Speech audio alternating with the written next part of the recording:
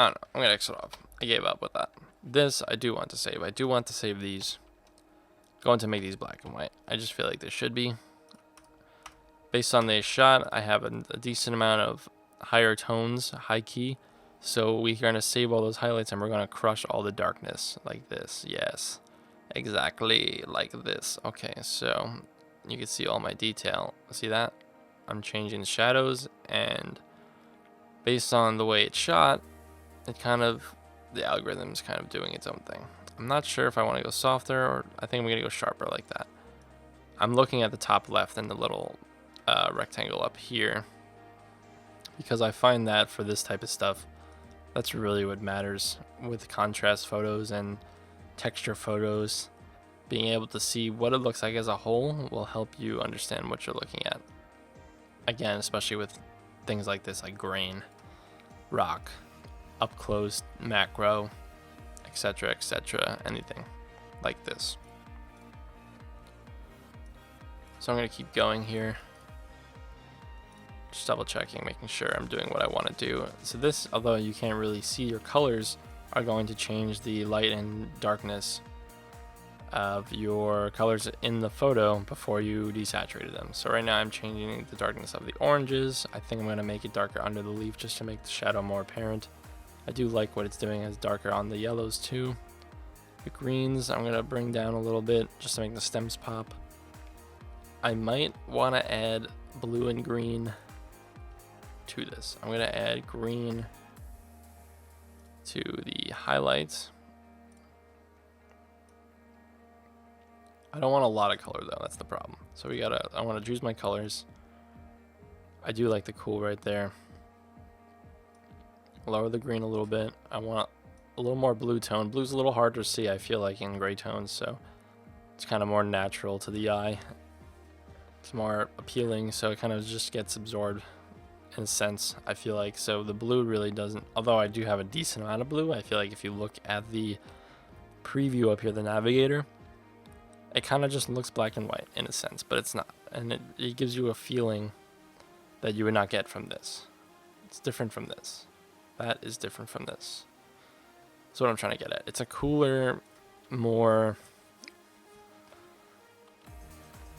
eco-friendly black and white is what I'm going to say.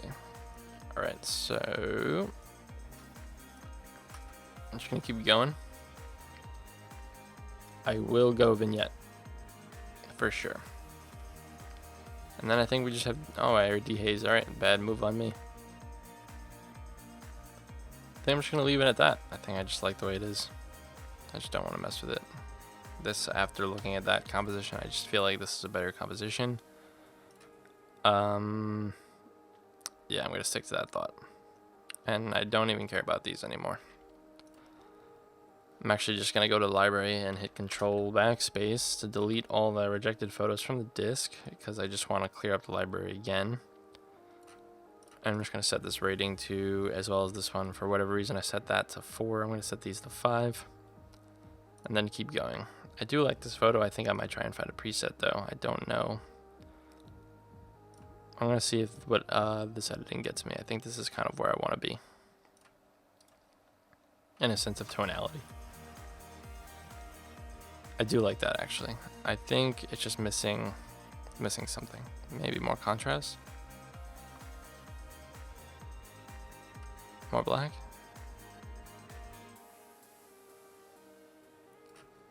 Think so. I think we're there. I mean, I think we're kind of what I was going for. The green and red strikes again. Let's check the split toning. What do I have as a split toning? Blue, shadows. I'm gonna get rid of that blue and make it a green, but not a heavy green. I think that plays a lot better role. Moving on, setting rating to 5 stars. I think we have a decent amount of photography so far. We have 3. I'd say I'm going to count this as one shot. 4, 5. I think that's nice. 6. I say 7, 8. I say 9 shots so far. Decent. That are, I would say, postable, usable for content. Possibly make money off them, stock photo, whatever. I think you can use them in a variety of purposes. I'm actually going to add vibrance instead of saturation because I don't want to really mess with the skin tones.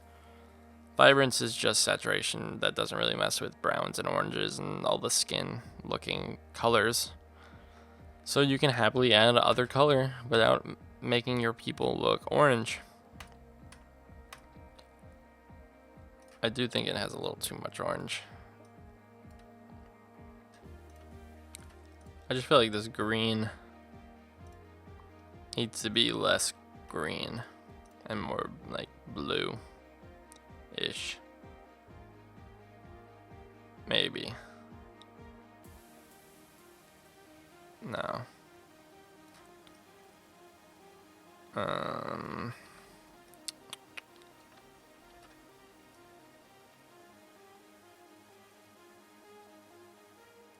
think that's better. I think we still need to desaturate.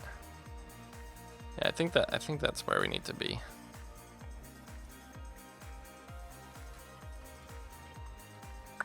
I'm gonna add some yellow for the reason to emphasize speed. I think the shadows, we're gonna add some, yeah, you guessed it, red.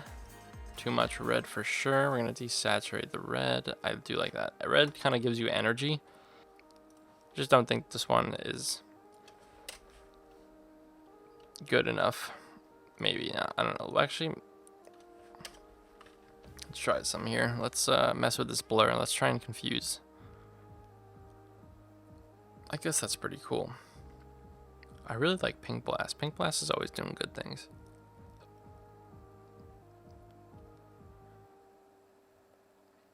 I like the sepia too. And I think sepia wins.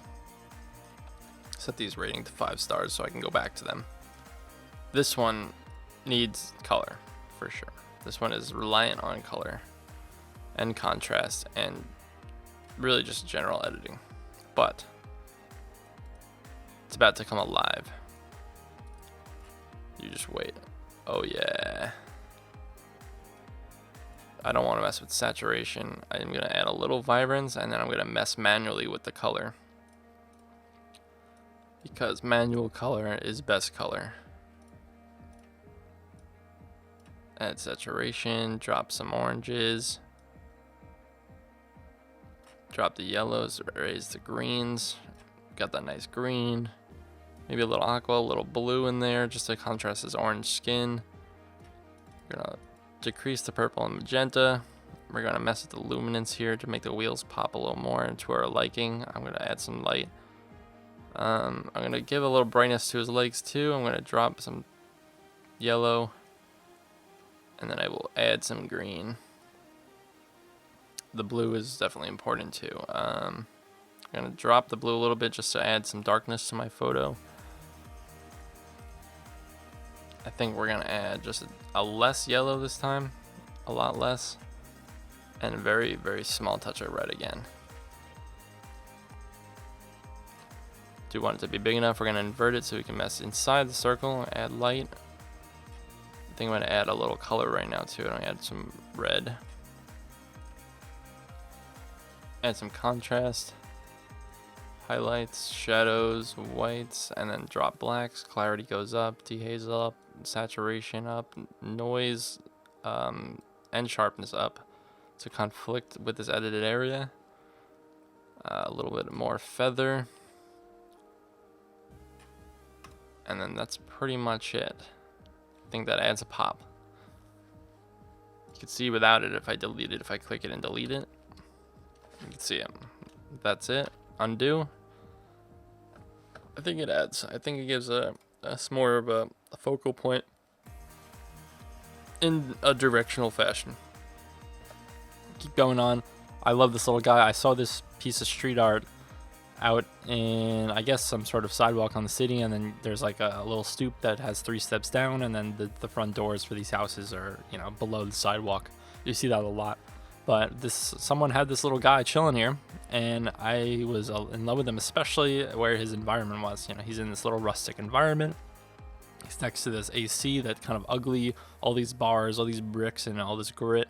And I think all this ugly really just made it all cohesive and not really ugly at all. That's just me personally.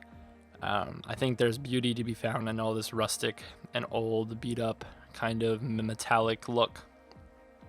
Everyone has their own preference. Some people think, don't shoot stuff like this, don't shoot an AC, it shouldn't be in your photo. But I think it plays a very large role in what I was going for in this type of photography.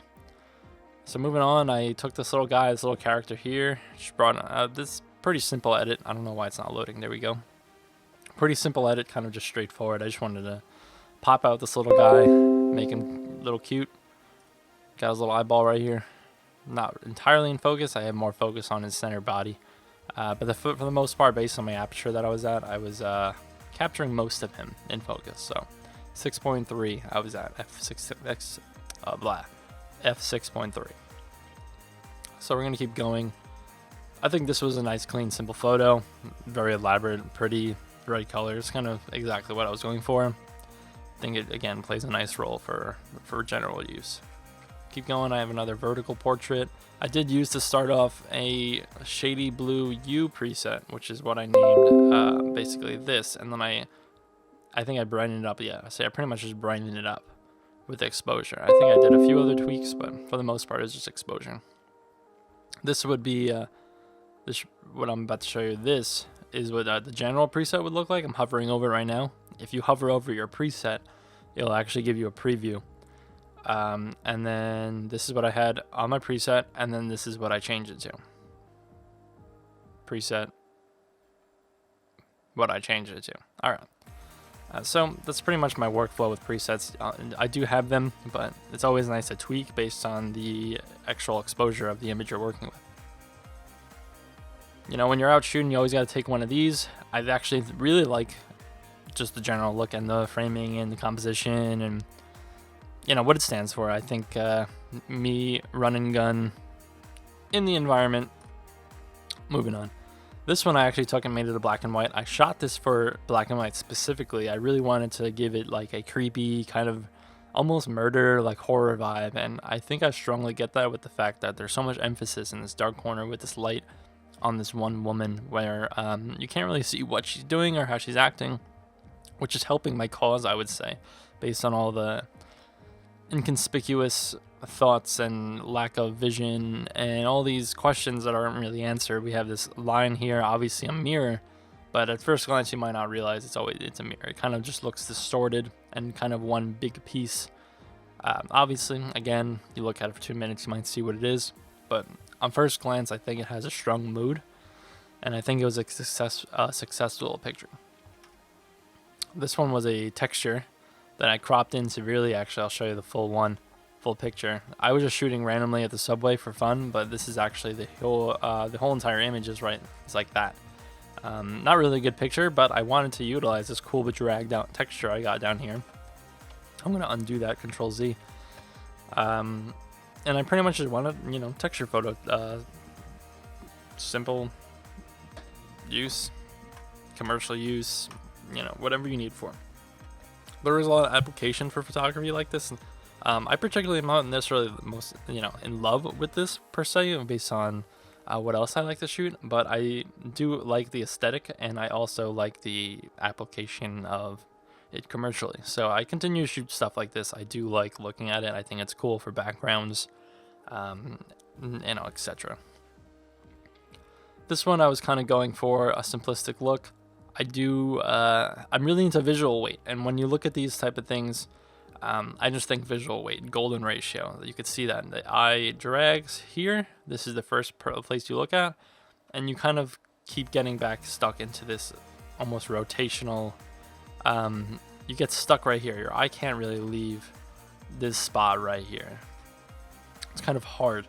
There's not much going on here, but we do have supporting lines and supporting space leading to the brightest and most interesting part of your photo, which is really what this photo is. It's just a play on your environment in regards to visual weight and proper visual standards, as at least with the golden ratio. I advise anyone who's interested in photography, look up the golden ratio, or anyone interested in art in general, or how the human eye and human nature works, I recommend looking into the golden ratio. I think it plays a strong role into how artists think in general. But moving on, we're gonna put the before and after. I'm gonna go back actually and show that before and after. I didn't show this one either.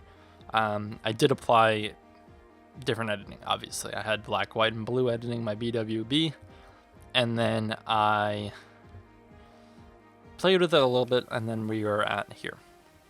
I'm going to skip this one. We just looked at this one. Not much, really too much to go over in the before and after. I think I just added some blue to give it more of a cool vibe, and that's really it, to contrast my orange.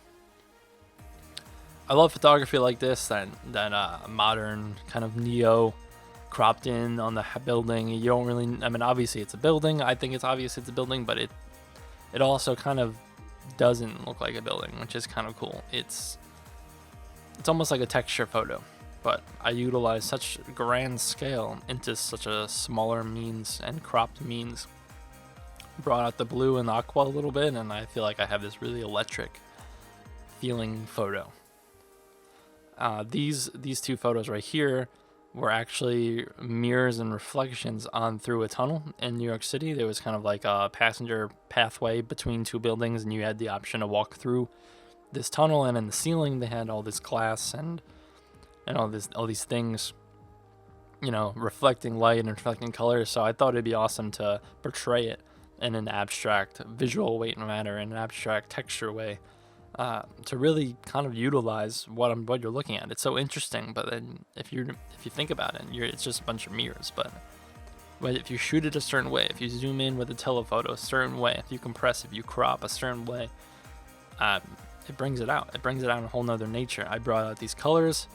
It shoots so flat, but in here I have captured all this aqua that I could play with. And look what I've created here. I think it's honestly an awesome photo. I think it's confusing in the sense that it's interesting, which is my favorite part about it. So now we're basically up to where I have to start editing. I think I might leave it at that though. I think I'm just gonna leave it at that conversation on this recording. So thank you for watching. Please subscribe. Not that I, necessarily am forcing you, but it does help. I care more about you watching, but you should watch the next one. But anyways, thank you, and I'll see you on the next one.